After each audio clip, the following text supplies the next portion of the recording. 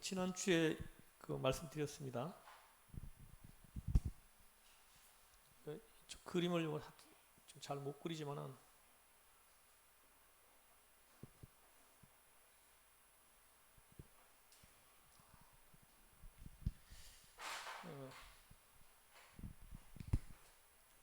여기가 예루살렘, 여기가 안디옥, 여기가 에베소, 여기가 빌립보, 데살로니가, 베레아, 아덴, 고린도, 갱그레아. 2차 선교 여행이 여기서 18장 여기 보면 22절, 23절 여기에서 2차 선교 여행이 이제 끝나는 장면을 기록해 놨어요. 여기 보면 18장 22절, 23절 한번 보십시오. 가이사랴에 상륙하여 올라가 교회 안부를 물은 후에 안디옥으로 내려가서 이렇게 얘기합니다. 자, 보십시오. 여기 뭐냐면은 여기가 갱그레아인데 갱그레아에서 2차 선교행이 끝난 거예요. 끝나서 여기서 이제 요 에베소로 건너오는 거예요. 2차 선교행 마지막에 여기에서 잠깐 머뭅니다. 잠깐 머무는데 사람들이 여기서 좀 있어 달라, 복음을 전해 달라 하는데 그걸 거절하고 바울은 배를 타고 이쪽으로 옵니다. 여기가 가이사랴입니다.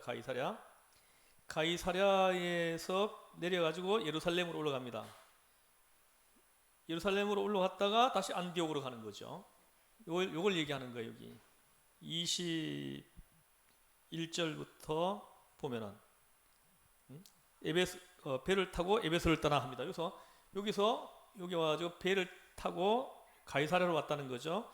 여기서 예루살렘에 와가지고 여기서 2차 선교 여행을 보고하고 그리고 안디옥으로 다시 갔다가 여기 이 말입니다.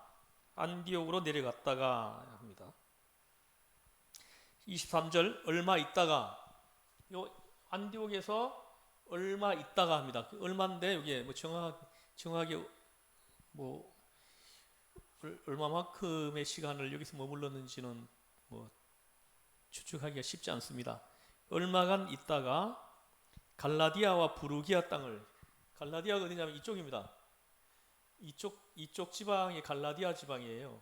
여기에 뭐 더베도 있고 뭐 루스드라, 이고니온, 비시디아, 안디옥 이쪽에 쭉 있겠죠. 그래서 이제 3차 선교여행을 갈 때 이쪽으로 쭉 지나가는 거예요.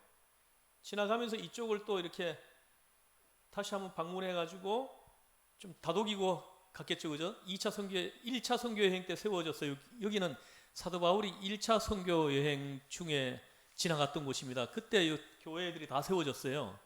갈라디아 교회가 이쪽을 가리키는 거죠. 그래서 사도 바울이 이쪽으로 지나가면서 이 교회들을 다시 한번 다독거리고 이쪽으로 오는 거죠. 이쪽으로 오는 거죠. 이쪽으로. 여기가 에베소예요. 그래서 이 에베소에서 3년간 머무는 겁니다. 3년. 사도 바울이 선교지에서 가장 오랫동안 머물렀던 곳이 여기 에베소입니다. 에베소.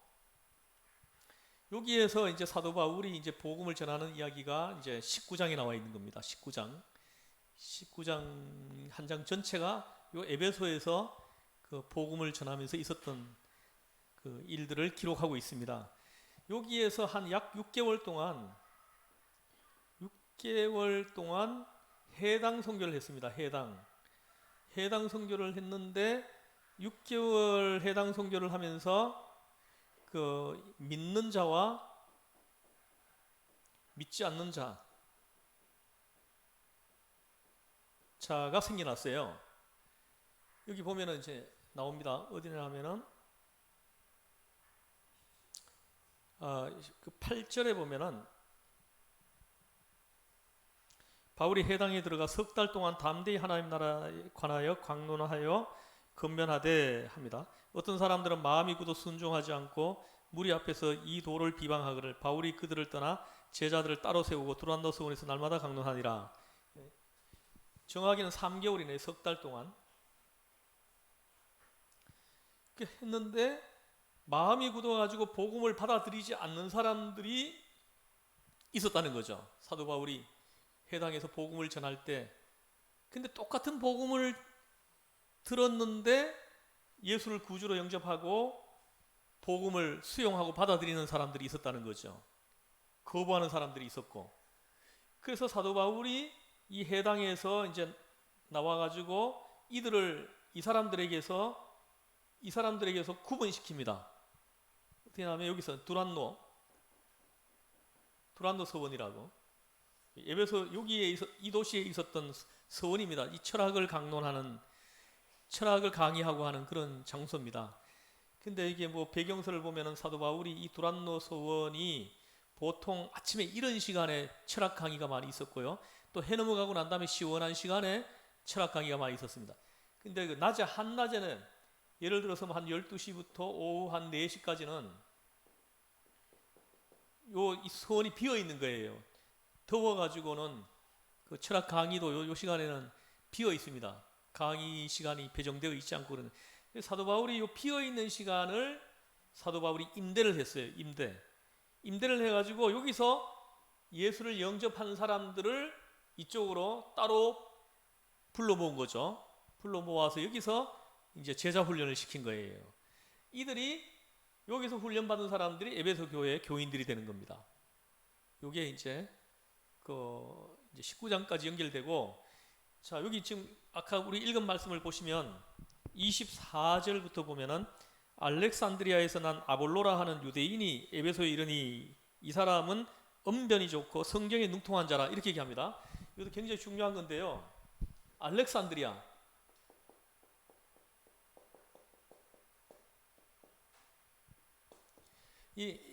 알렉산드리아 출신이라 그랬는데 여기가 어디냐 하면요, 여기가 어디야? 여기가 예루살렘인데 이쪽으로 가면 여기가 이집트가 있죠, 그죠? 이집트. 예? 그 이집트 땅이 이렇게 있습니다. 이쪽은 여기가 예루살렘이고, 근데 여기가 요 위에 그 새로 만들어진 신도시입니다. 신도시.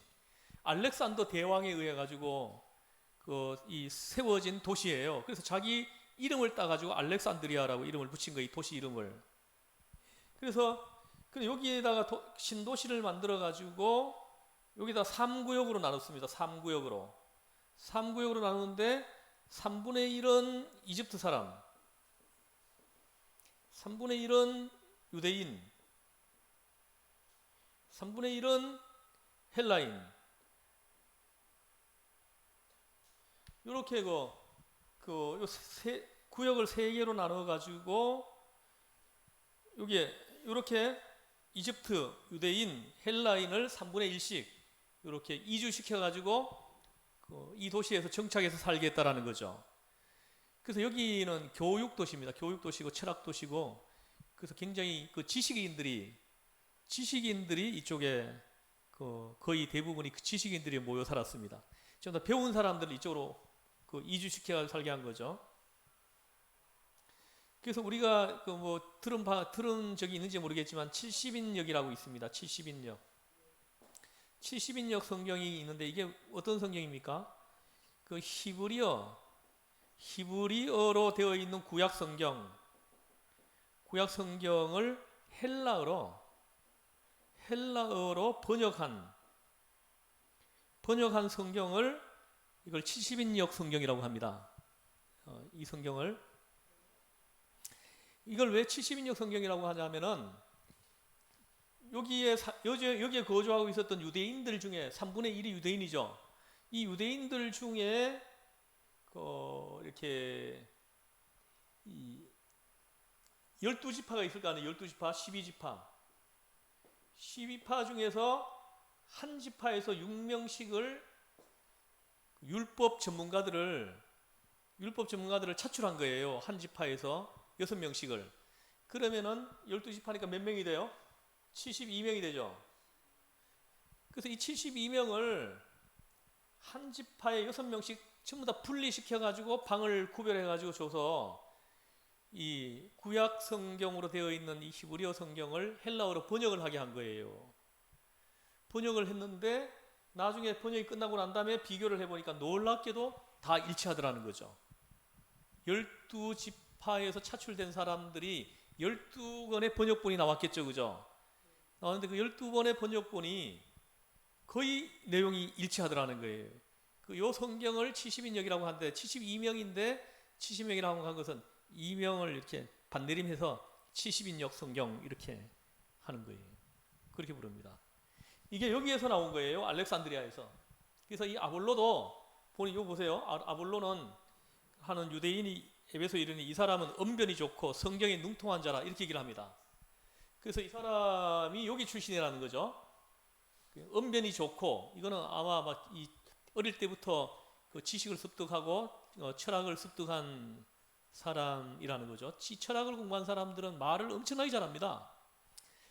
그래서 이 저희 성경 배운 제자들 중에도 대학에서 철학을 전공한 사람들이 여러 명이 왔다 간 적이 있는데 그 사람들하고 이야기를 나눠보면 좀 머리가 좀 아파요.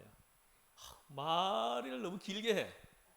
나는 한 줄로 딱 요약 가능한데 이걸 가지고 한 10분, 15분 얘기를 하는 거예요. 그래서 이 철학을 공부한 사람들하고 이야기를 하면은 머리가 아파요. 머리가 아파. 그래서 듣다 안 돼가지고 그냥 잘라버립니다. 그 한 줄로 얘기할 걸 가지고 뭐 그렇게 길게 얘기하냐고 그렇게 하는 거죠. 그러니까 이게 이 철학은 지혜를 찾아가는 학문인데 사실 이게 세상 학문 중에서는 제일 위에 있는 학문입니다. 그래서 거의 모든 대학에 이 철학과가 다 있어요. 종합대학에는 다 있습니다. 그리고 이 철학보다도 위에 있는 학문이 신학이에요. 신학은 이렇게 하나님의 실존을 증명하는 학문이거든요. 그래서 하나님은 영이시기 때문에 우리 육안으로 볼 수가 없어요. 육안으로 보이지 않는 그 하나님을 증명해 보이는 학문이기 때문에 이거는 굉장히 높은 차원의 학문이에요. 그래서 철학 위에 있는 학문입니다. 그래서 유니버시티 해가지고 종합대학 하면은 이 신학과하고 철학과가 반드시 있어야 됩니다. 그래야 저 서구 지역에서는 종합대학이라고 불러요. 근데 이 둘 중에 한 과목만 없어도 그냥 단과대학이라고 합니다. 그냥 종합대학이라고 하잖아요. 우리나라 같은 경우에는 거의 연세대학교만 종합대학이에요. 그 연세대는 신학과가 있죠. 근데 뭐 서울대, 뭐 고려대 전부 다 신학과가 이화여대도 뭐 신학과가 있죠. 있으니까 유니버시티라고 할 수 있는데 그 신학과나 철학과가 없으면은 저 서구에서는 유니버시티라고 부르지 않습니다. 그냥 단과 대학이라고 그냥 그렇게 합니다. 그래서 근데 한국의 대학들은 전부 다 그냥 뭐 종합대학 하죠, 그죠? 철학과가 있고 신학과가 있어야만이 종합대학이라고 그렇게 호칭을 할 수가 있어요, 원래. 그러니까요. 그래서 이 사실은 학문 중에 제일 수준이 높은 학문이 신학과거든요. 근데 그 학문이 그 과가 없는 대학을 종합대학으로 여기지 않는다라는 거죠. 저쪽 서구 지역에서는 그렇게 되는 거예요. 그래서 서구 지역에서 거의 대부분의 대학이 종합대학은 다 신학과가 다 개설되어 있습니다. 뭐 하버드대도 신학과 다 있어요. 다 있습니다. 자, 어쨌든 이 아볼로가 여기 출신이라는 거죠. 그러니까 지식인이라는 거예요. 지식인. 굉장히 이렇게 지식이 해박하고 깊은 사람이라는 거죠. 어릴 때부터 지식을 습득하고 철학을 배운 사람이기 때문에 말을 잘합니다. 이런 사람들은. 어떤 사람도 말로 그냥 굴복시켜 버려요. 우리가 이 정치인들 하면 뭐 나쁜 놈들 이렇게 욕을 하지만은 이 정치인들 만나가지고 잠깐만 얘기하면요, 그 사람이 돼버립니다. 말 진짜 잘합니다. 정치인들. 보통 사람들이 아니에요. 정치인들. 그래서 이 사도 바울도 아덴에 갔을 때 에피쿠로스 스토아 그 학파 철학자들하고 이 철학으로 맞붙잖아요.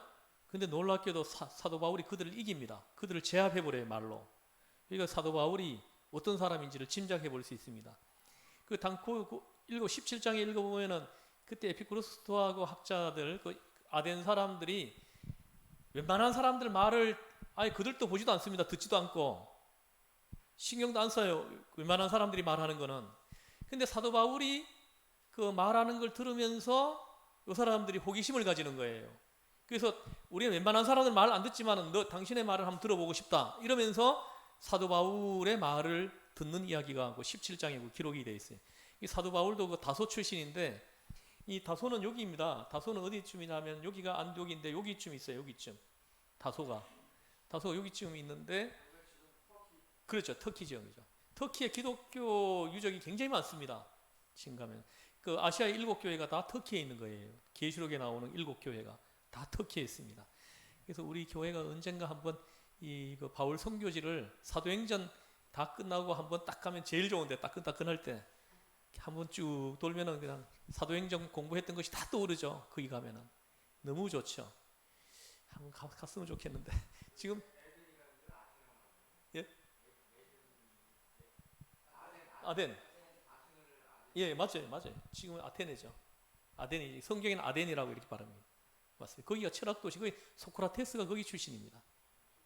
예, 예, 맞아요, 맞아요. 시사님, 예, 예, 예. 유명한 철학자들이 다 거기 출신이에요. 굉장히 유명한 곳이 거기서 그들을 제압해 버렸다니까 사도 바울이. 그러니까는 이 사도 바울이 그 어느 정도의 그 사람인지를 우리가 이건 정말 기적과 같은 거고 놀라운 일, 입이 다물어지는 않을 일이에요. 그 사람들을 말로 제압했다라는 거는 보통 일이 아닌 거예요. 그래서 이 아볼로가 여기 출신이라는 것은 이 사람이 그 지식인이라는 걸 증명하는 거예요. 그래서 언변이 좋은 거예요. 그래서 웬만한 사람은 말로 다 굴복시켜 버리는 거예요. 요 뒤에 보면 나오잖아요. 이 사람이 거기 유대인들을 전부 다 말로서 다 굴복을 시켜 버립니다.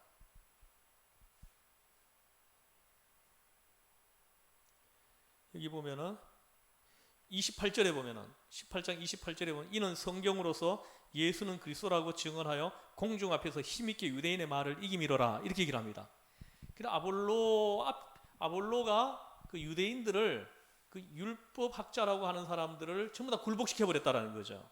이 사람이 얼마나 이제 지식이 많은 사람인지를 이렇게 짐작하게 만드는 그런 거죠. 자, 근데 문제가 뭐냐 하면은 여기 보십시오. 언변이 좋고 성경에 능통한 자라 했다는 것은 여기서 성경은 구약 성경을 가리키는 거예요. 여기서 아직까지 신약 성경은 정경화가 되기 전이에요. 여기는 지금 이 시점이.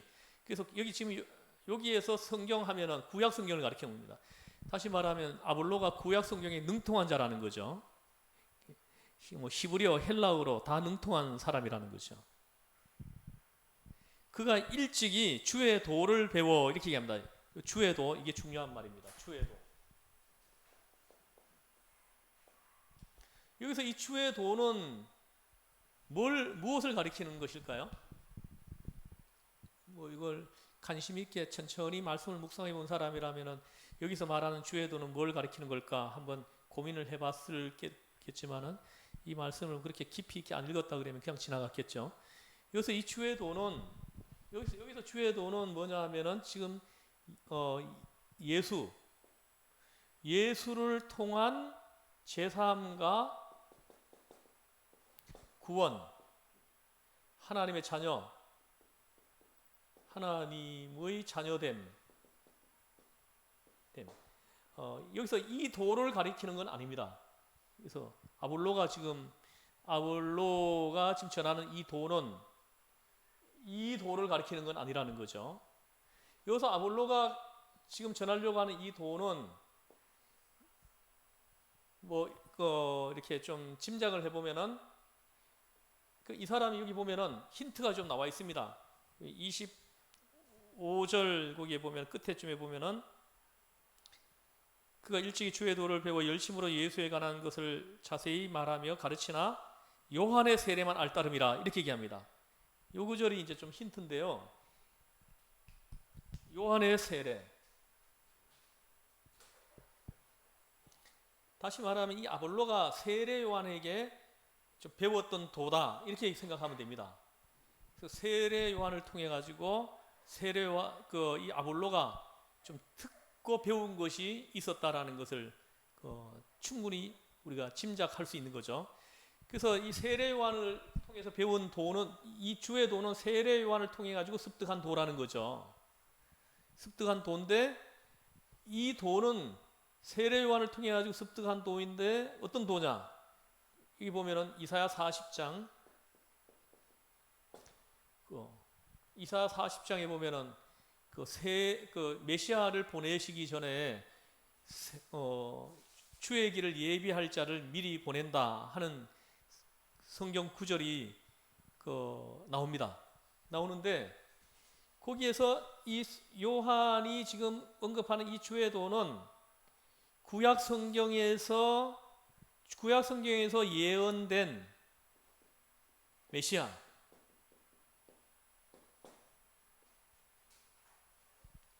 메시아에 대한 메시지죠.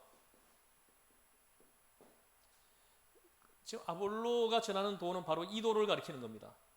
구약 성경에서 선자들을 통해 가지고 그 예언해 놓은 그 메시아에 대한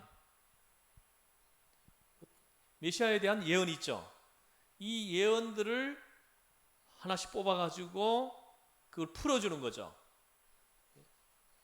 여기서 주의 도는 바로 그걸 가리키는 거예요. 다시 말을 하면은 예수님의 부활, 그리고 성령 강림,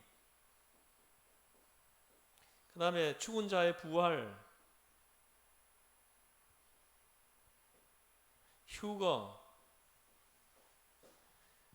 그리고 예수님의 재림, 아볼로의 메시지에는 이게 없는 거예요. 이게 없습니다.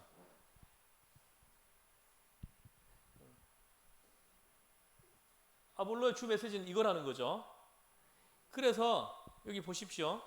26절에 보면 우리 교회 나는 이렇게 아굴라와 브리스길라와 같은 이런 사역자들이 우리 교회에 한 10명 정도만 딱 있었으면 좋겠어요. 정말 너무나 귀한 분입니다. 딱 이렇게 메시지를 들어보니까 이 사람의 도는 이거라는 걸 금방 파악한 거예요. 이 브리스길라 아굴라 부부가. 그래서 이 도를 모르는 거예요. 그래서 이 부부가 26절에 보면은 브리스길라와 아굴라가 듣고 데려다가 하나님의 도를 더 정확하게 풀어 이르더라, 이렇게 얘기를 합니다. 그래서 이 부부가 이 주의 도를 전하는 아볼로를 데려다가 이 도에 대해서 다시 가르치기 시작하는 거예요. 그러면서 이 아볼로의 영안이 열리기 시작한 거죠. 눈이 열린 거예요. 영의 눈이 열린 거죠. 그래서 이제 구약에서 예언된, 선자를 통해서 예언된 그 예언이 바로 이 도를 말하고 있다라는 걸 비로소 깨닫게 되는 거예요. 엄청난 거죠. 그 눈이 떨어지게 도구의 역할을 해준 사람이 브리스길라와 아굴라의 역할을 하는 사람이라는 거예요. 우리 교회 공동체에도 이런 사람들이 있어야 돼. 구석구석에 있어야 됩니다. 이런 사람들이 구역장 같은 걸 해야 되죠. 구역장을 해가지고 구역 식구들의 눈을 열어주는 도구로 쓰임받는 역할을 해줘야 되는 거예요. 예.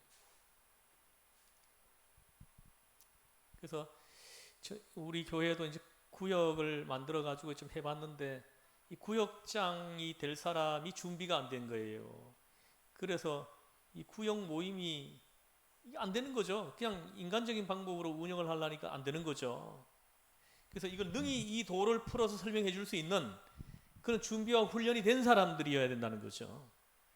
그래서 그런 사람, 이 도를 풀어가지고 능히 이렇게 풀어서 먹이고 또 훈련을 낼 수 있는 사람이 되려면 먼저 훈련을 받아야죠. 준비되고 훈련되는 과정이 있어야 된다는 거죠. 그래서 우리 교회에서도 이런 준비되고 훈련된 사람들을 만들어내는 것이 중요하다. 저는 그렇게 요즘 생각하고 기도하고 있어요.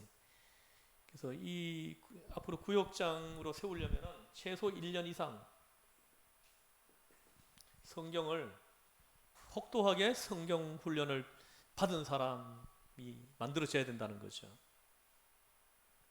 그런 사람들이 구역을 맡게 되면 그 구역 식구들을 눈을 떨어지게 하는 것, 눈이 떨어져서 보이게 하는 역할을 해준다는 거죠. 지도해준 사람이 있어야 됩니다. 성경은 혼자서도 이렇게 전혀 가능하지 않은 것은 아니지만 하나님의 성령이 함께 하시면은 가능하지만은 지도해주는 사람이 있으면 빨리빨리 눈이 열린다라는 거죠. 눈이 열린 사람이 이렇게 해주면은 금방 또 눈이 열립니다. 열린다라는 거죠. 그래서 여기서 아볼로가 그가 일찍이 주의 도를 배워 이렇게 했다는 거죠. 여기서 주의 도를 배웠다는 건 세례 요한에게 배웠다 이렇게 우리가 짐작할 수 있어요. 세례 요한을 통해 가지고 배운 도입니다. 이거 예언된 메시아,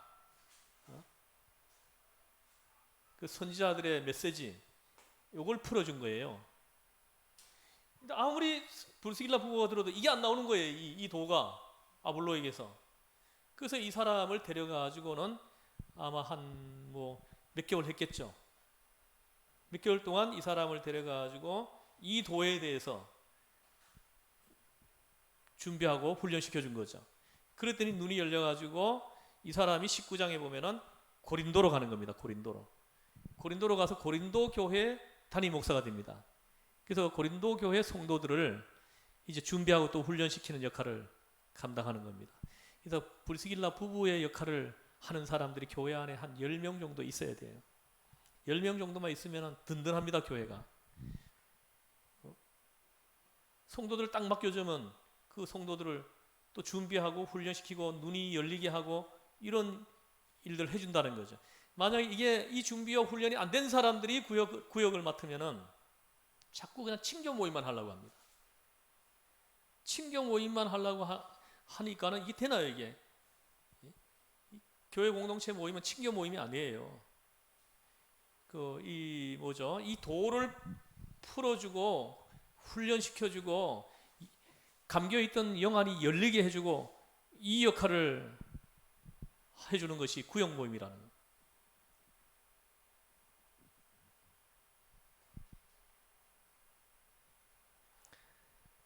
브리스길라와 아굴라 같은 부부가 우리 교회에 한 10가정 정도가 딱 배치된다면 아주 그냥 우리 교회가 힘이 있어지겠죠.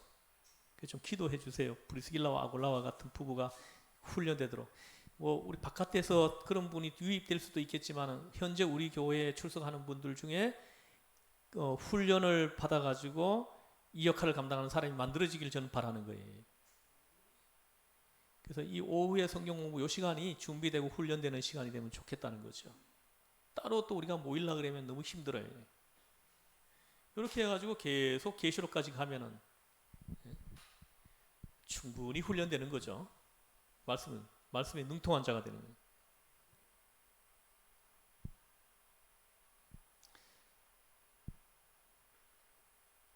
그래서 26절에 하나님의 도를 더 정확하게 풀어 이르더라.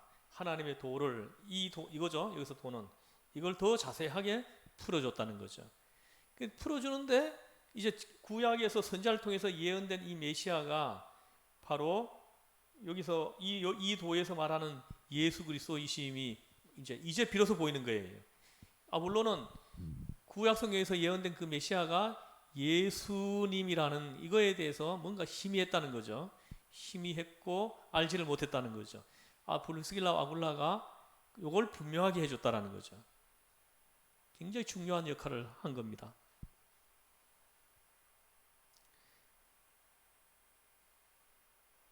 그래서 27절에 보면 아볼로가 아가야로 건너가고자 하므로 형제들이 그를 격려하며 제자들에게 편지를 써 영접하라 하였더니 그가 감에 은혜로 말미암아 믿는 자들에게 많은 유익을 주니. 믿는 자들에게 많은 유익을 줬다라는 거죠. 이게 굉장히 중요합니다. 믿는 자들에게. 그가 감에 은혜로 말미암아 믿는 자들에게 많은 유익을 줬다는 거죠.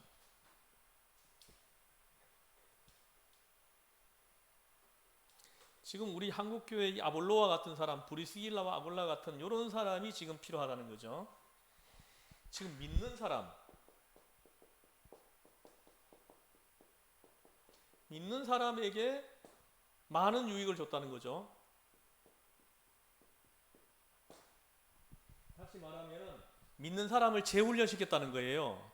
재훈련시켰다는 거죠.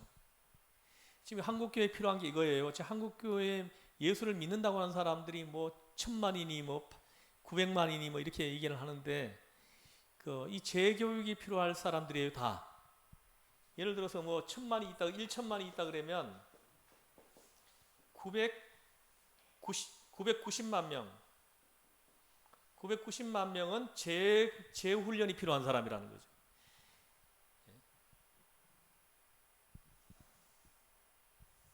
이 990만 명 이 사람들은 이 도를 다른 사람한테 풀어서 풀어서 전해줄 힘이 없어요. 훈련을 못 받은 사람들이어서.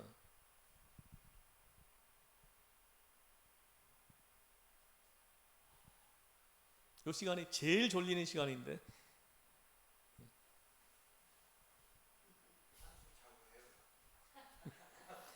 제가 중국의 가정교회에 지도자 성경 공부를 하러 가니까 거기 분들은 점심 딱 먹으면 무조건 오침에 그 점심시간이 2시간이 그래서 12시부터 2시까지 그 밥 먹는 거 한 20분밖에 안 걸려요.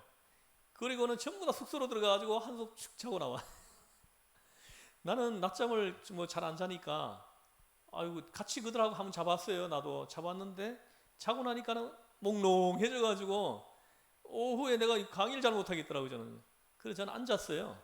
그 사람은 잠자는 시간에 바깥으로 살짝이 나와가지고 이렇게 시내 한번 돌아보기도 하고 굉장히 위험한 행동을 좀 했었는데, 제가 성경을 가르쳤던 그 장소 바로 옆에 공안, 요즘 여기로 말하면 파출소가 들어왔었어요. 파출소 바로 옆에 성경 공부 가르치는 데가 있었어요. 그래가지고 참 너무 놀라워요. 그 공안들이 우리를 오히려 지켜주는. 그래서 이 믿는 사람에게 많은 유익을 끼쳤다라는 것은 이 사람들을 재훈련시켰다는 거죠. 지금 이 한국 교회 성도는 이 재훈련을 다 시켜야 됩니다. 지금 보세요. 성도라고 하면은 이 도를 어떤 사람에게도 풀어줄 수 있어야 돼요. 이 도를 전해줄 수 있어야 되고, 그리고 또 이렇게 예수의 제자를 훈련시켜낼 수 있어야 된다는 거죠. 안 됩니다, 이 사람들. 이거 전부 다 안 돼요. 이게 가능한 훈련을 이 사람이 시켰다는 거예요. 아볼로가 많은 유익을 주었다라는 것은 바로 이겁니다. 그리고 이제 보면 사람들이 선천적으로 이제 뭐 훈련시키고 가르치고 하는데 은사가 없는 사람들이 있을 수 있어요. 이런 사람들은 눈이 열리게 해주면 자기 자신의 어떤 그 부분에 유익한 하게 할 수 있지만은, 근데 선천적으로 태어나서 선천적으로 조금만 훈련시키면 잘 가르치고 이 도를 풀어서 전달하는 실력이 뛰어나게 할 수 있는 사람들이 구석구석에 있어요. 사람들이. 우리 교회도 보면은 그 훈련을 받기만 하면은 이 역할을 감당할 사람이 한 2-3명은 있어요. 제가 이렇게 지금 볼 때.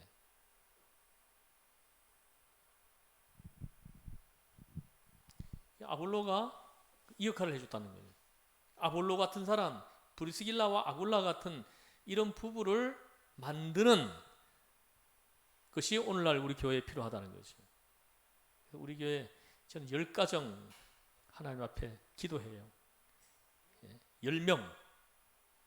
아볼로 같은 사람, 브리스길라 같은 사람 10명만 딱 우리 교회에 딱 이렇게 배치되면, 구역 10개만 딱 만들어가지고 딱 맡겨버리면 그들이 또 10명을 만듭니다. 훈련시켜서. 전 그걸 꿈꾸는 거예요.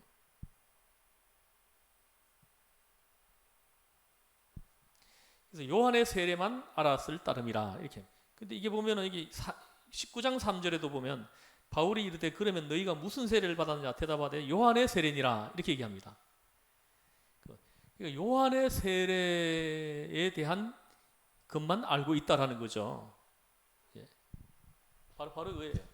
이 도에 대해서만 듣고 알고 있다는 거죠. 이 도에 대해서는 듣지도 못하고 알지도 못하고 있다는 거죠. 성령의 그 임재하심 이런 거에 대해서 이들이 모르는 거예요, 도무지.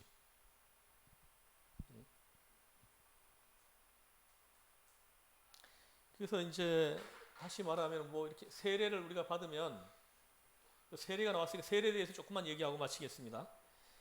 세례는 그 성경에서 이 세례가 무엇인지를 설명하고 있어요. 어디죠?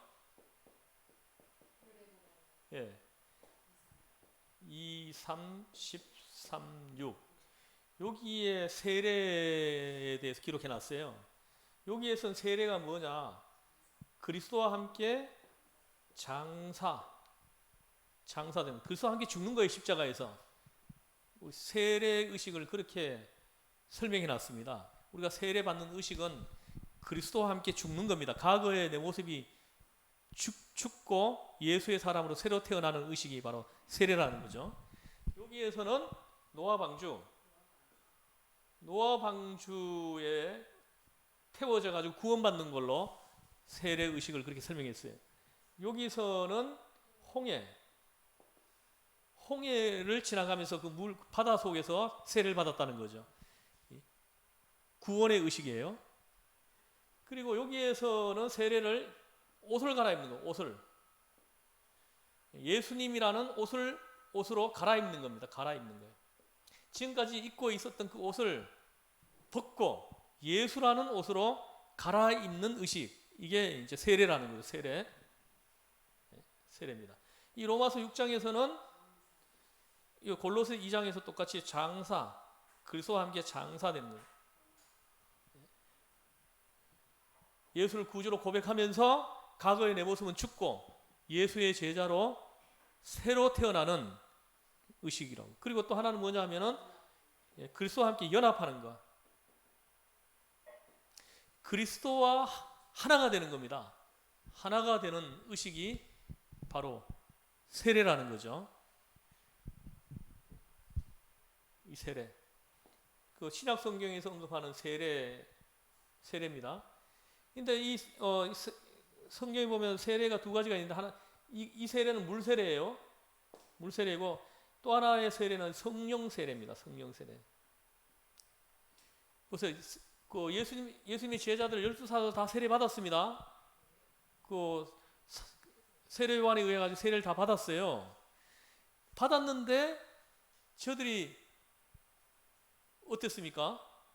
계속 문제가 많았죠, 그죠? 베드로가 그냥 예수님 나는 절대 안 버린다고 해놓고 싹 잡아떼죠, 그죠? 나 예수 모른다고. 그리고 막 실수하고 많이 하잖아요.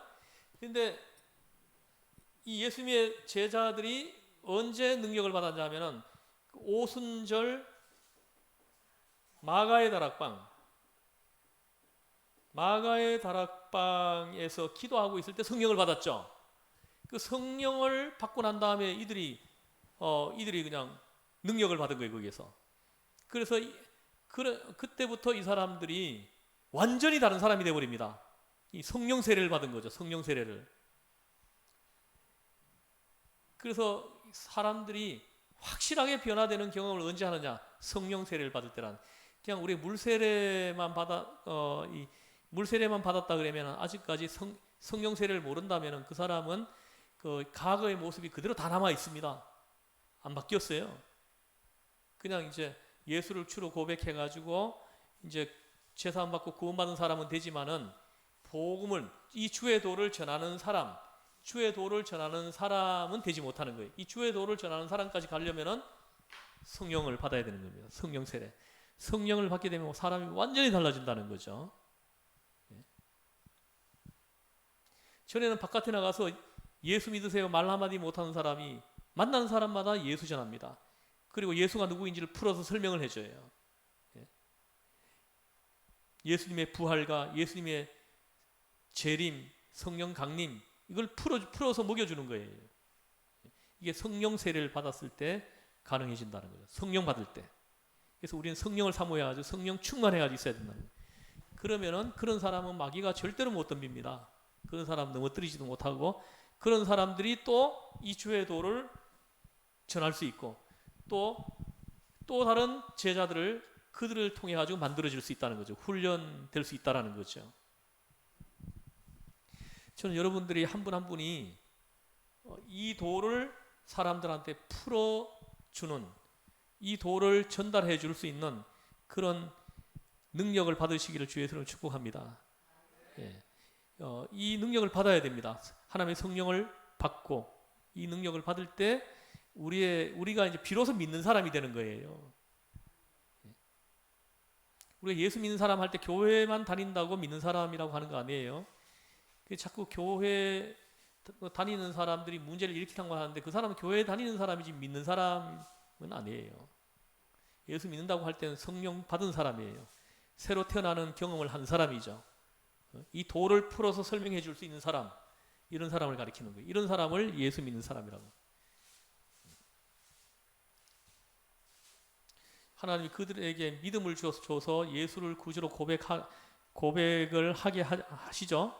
그래서 예수를 주로 고백하면은 제사함 받고 구원 받는 것까지는 갑니다.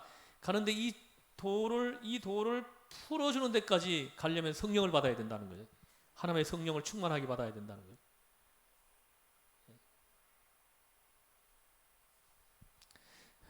기도하겠습니다. 하나님 아버지,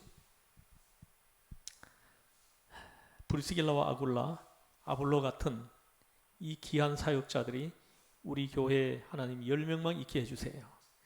하나님 그들을 통해 또 다른 제자들이 훈련되고 또 훈련되고 이렇게 해서 수많은 예수의 제자들이 배출되는 교회가 되게 하여 주시옵소서.